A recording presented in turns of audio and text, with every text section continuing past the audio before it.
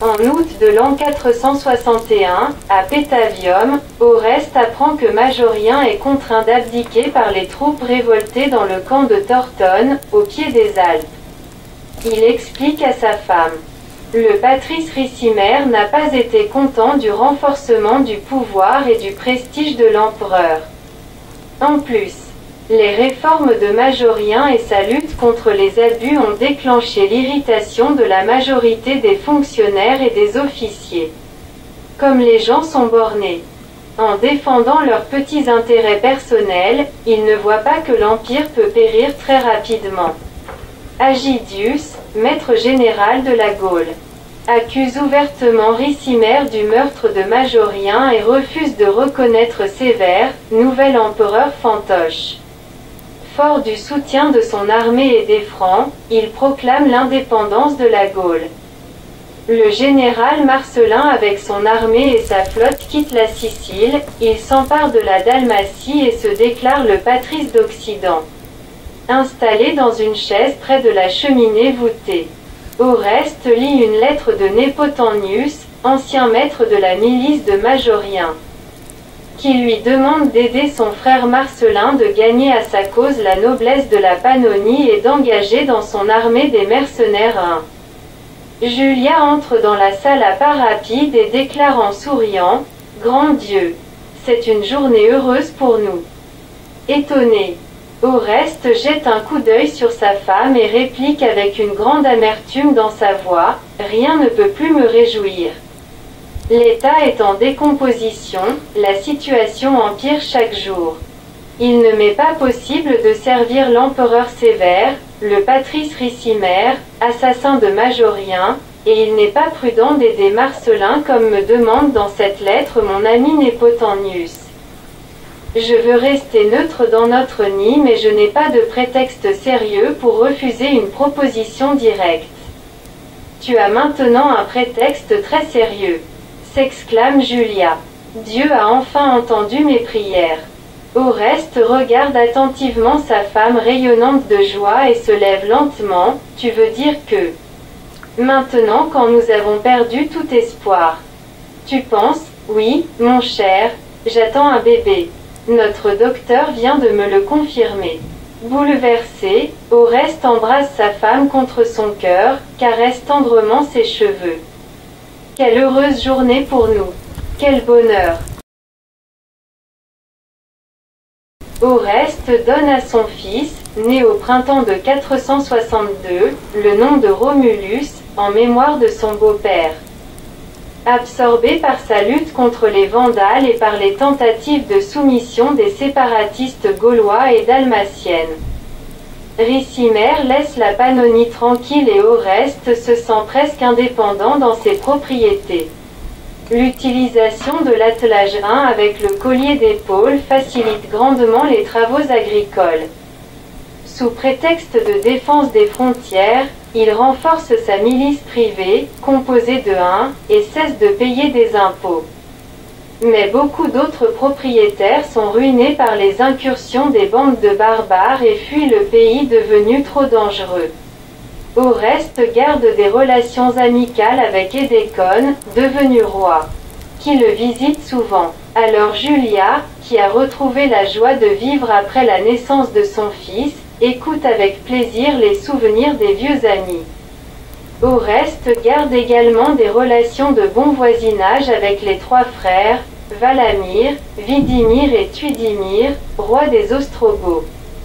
Mais les relations entre les peuples germaniques du Danube sont très compliquées. Ricimer finit par reconnaître son impuissance, il élimine sa marionnette Sévère et entame les négociations avec Léon, empereur d'Orient. En avril 467, l'empereur Léon désigne Anthemius, gendre de son prédécesseur Marcien, comme empereur d'Occident et l'envoie à Rome, accompagné de conseillers et avec une armée. Oreste et Julia décident alors de visiter Rome avec le petit Romulus de 5 ans pour voir les changements qui peuvent être importants pour l'avenir de leur fils. La mère de Julia est ravie de les voir et leur propose de rester à Rome un mois pour montrer à son petit-fils les curiosités et les amusements de la capitale. Puis de se reposer dans sa villa à la campagne.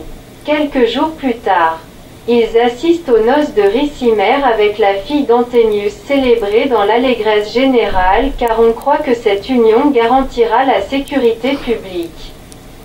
On danse et on chante dans tous les théâtres, marchés, places publiques, temples, gymnases, on suspend et reporte toutes les affaires. L'espoir renaît dans les cœurs des Romains. On commence à parler d'une nouvelle expédition contre les Vandales, cette fois avec l'aide de l'armée de l'Empire d'Orient. Oreste ne cherche pas les contacts parmi les grands de la capitale mais ne refuse pas les invitations car les nouvelles et l'état de l'opinion publique l'intéressent. Il est partout reçu avec respect. Ainsi, Avienus, sénateur, qui a accompagné le pape Léon pour les négociations avec Attila, lui dit « Je me souviens avec un grand plaisir du dîner diplomatique donné pour nous par Attila. J'ai été frappé par sa gentillesse avec nous, les vaincus. » Puis il sourit, il était choqué, à mon avis, que le pape Léon ne parle pas grec. Oui, Attila aimait parler cette langue et il lisait souvent des textes juridiques, politiques et même philosophiques. Il préférait parler avec Onégèse en grec. Avienus baissa la voix, aujourd'hui. Après 11 ans de la régence du patrice Ricimer, d'origine suève. Je suis sûr qu'Attila pourrait réaliser l'union entre les Romains et les Huns et assurer la renaissance de notre civilisation sous sa protection éclairée et puissante. Un jeune homme, d'une trentaine d'années, s'approche d'eux et les salue respectueusement. Avienus s'exclame à haute voix, « Je suis heureux de recevoir dans ma maison de si grandes célébrités comme Oreste. » Ministre et général d'Attila et collaborateur proche de Majorien, et Sidoine, poète dont une statue en bronze décore le forum de Trajan. La foule de ses clients qui les entourent accueille cette déclaration avec des applaudissements.